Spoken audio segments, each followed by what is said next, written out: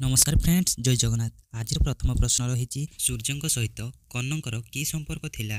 प्रश्नटी आउथरे रखुछि, सूर्य सहित कर्णंकर कि संपर्क थिला। ऑप्शन ए गुरु शिष्य, ऑप्शन बी पिता पुत्र, ऑप्शन सी ताता ग्रहिता, ऑप्शन डी भाईचारा।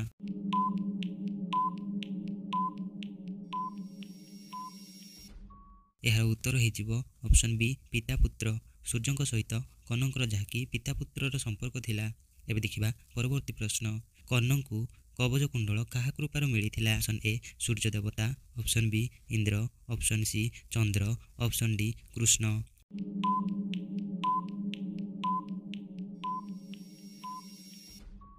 यार उत्तर हो ऑप्शन ए सूर्य देवता।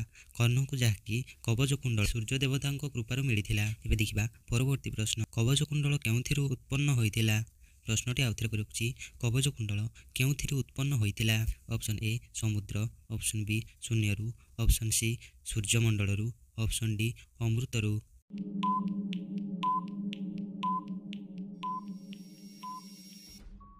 यार उत्तर हो ऑप्शन डी अमृतरु। कवच कुंडल जहाँकि अमृतरु उत्पन्न होइतिला। एबे देखिबा परवर्ती प्रश्न, कर्णक निकटकू कवच कुंडल मागिबाकू ब्राह्मण वेशरे किए जाइथिले। प्रश्नटी आउथरे रखुछि, कर्णक निकटकू कवच कुंडल मागिबाकू ब्राह्मण वेशरे किए जाइथिले। Option A Arjun, option B Surya, option C Indra, option D चंद्र।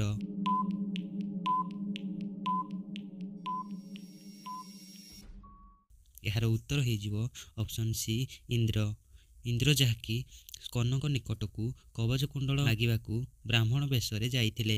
एबे देखिबा परवर्ती प्रश्न, इंद्र कवच कुंडल मागी नेबे बोली कर्ण को आगरू किए सूचना देइथिले। Option A Duryodhan, option B Bhim, option C Shakuni, option D Surya.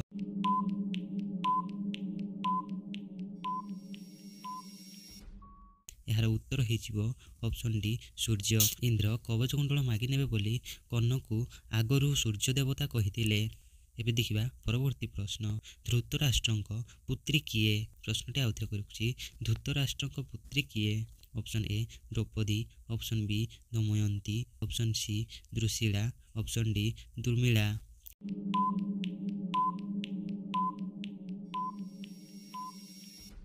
यार उत्तर हो फ्रेंड्स ऑप्शन सी दुशीला। दुशीला जहाँकि धृतराष्ट्रंक पुत्री। एबे देखिबा परवर्ती प्रश्न, दुशीला स्वामी किए। Option A Karna, option B Jayadrath, option C Rukma, option D Ashwatthama.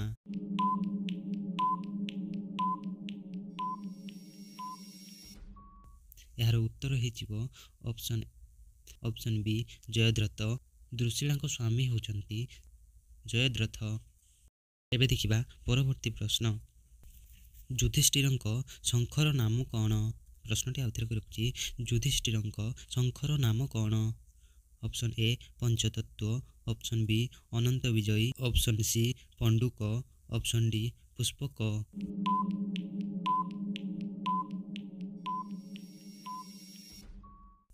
यार उत्तर हो ऑप्शन बी अनंत विजयी।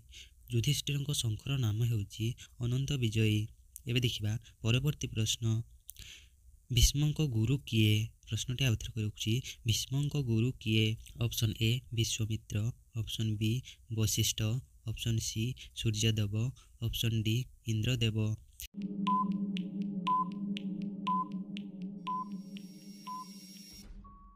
यार उत्तर हो ऑप्शन बी वशिष्ठ।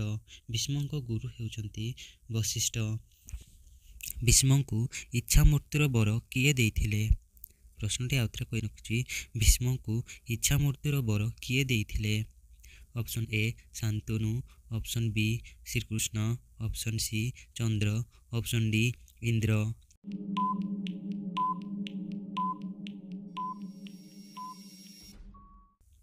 यार उत्तर हो ऑप्शन ए शांतनु। शांतनु जहाँकि भीष्मंकु इच्छा मृत्युर बर देइथिले। एबे देखिबा परवर्ती प्रश्न, भीष्मंक मृत्युर कारण किए। प्रश्नटी आउथरे रखुछि, भीष्मंक मृत्युर कारण किए। Option A Arjun, option B Shikhandi, option C Bhim, option D Shrikrishna.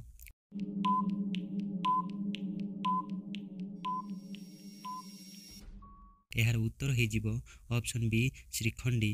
ଶ୍ରୀଖଣ୍ଡୀ ହେଉଛନ୍ତି ଭୀଷ୍ମଙ୍କ ମୃତ୍ୟୁର କାରଣ।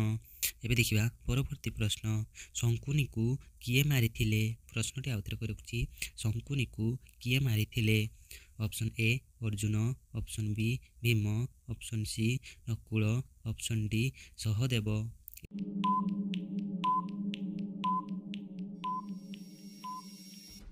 ଏହାର ଉତ୍ତର ହୋଇଯିବ ଅପସନ୍ ଡି ସହଦେବ। ଶଙ୍କୁନିକୁ ଯାହାକି ସହଦେବ ମାରିଥିଲେ। ଏବେ ଦେଖିବା ପରବର୍ତ୍ତୀ ପ୍ରଶ୍ନ, ଶିବଧନୁ କିଏ ନିର୍ମାଣ କରିଥିଲେ? ପ୍ରଶ୍ନଟି ଆଉଥରେ କରି ରଖୁଛି, ଶିବଧନୁ କିଏ ନିର୍ମାଣ କରିଥିଲେ? Option A Shiv, option B Indra, option C Chandra, option D Vishwakarma.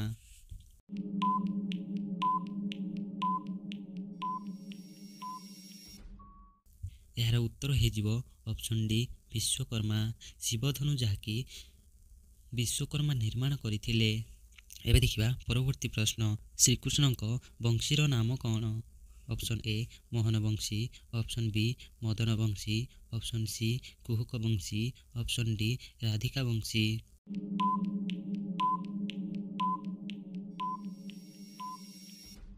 ଏହାର ଉତ୍ତର ହୋଇଯିବ ଅପସନ୍ ଏ ମୋହନ ବଂଶୀ। ଶ୍ରୀକୃଷ୍ଣଙ୍କ ବଂଶୀର ନାମ ହେଉଛି ମୋହନ ବଂଶୀ।